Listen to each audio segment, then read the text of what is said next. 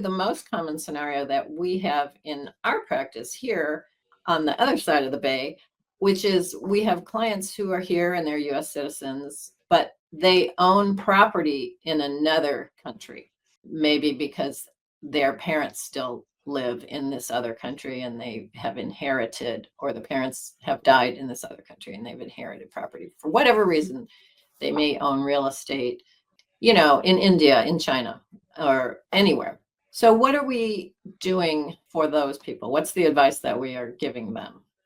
Well, there's some advice, I guess, that is just general.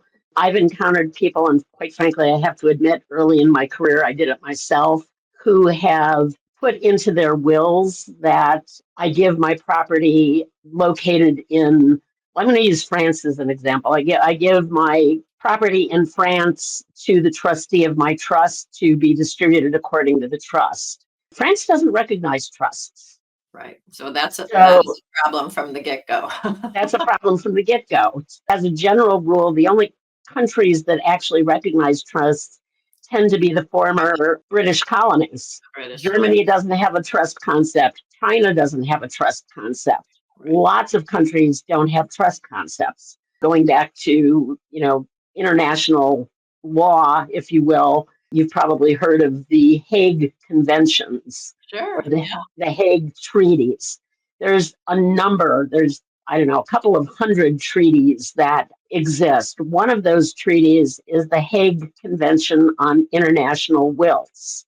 Oh. So there actually is a treaty, the U.S. has signed it, and a number of other countries have signed it, that said, look, if you've got a will that follows this format, even if it doesn't comply with the requirements that our country has for wills, we will honor that will in our country.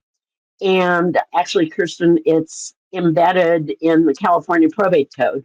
There's a section of the California Probate Code that outlines the exact language that the international will needs to contain, and it follows the wording that's in the Hague Treaty or the Hague Convention on International Wills.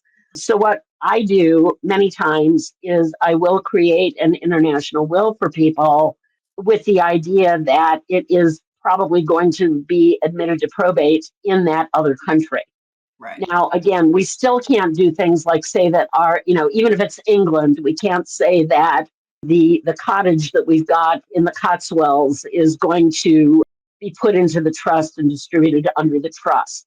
It needs to be, the cottage in the Cotswolds goes to my sister who lives wherever it is that they live. But we can at least get the will admitted to probate in the foreign country and avoid, again, this is legalese, but avoid intestate succession. I might want everything to go to my one sister, and I've got 3 brothers and sisters. If I didn't have a will, then the asset in that country would go to all 3 of them. So with that will, I can just say, I want it to go to this sister.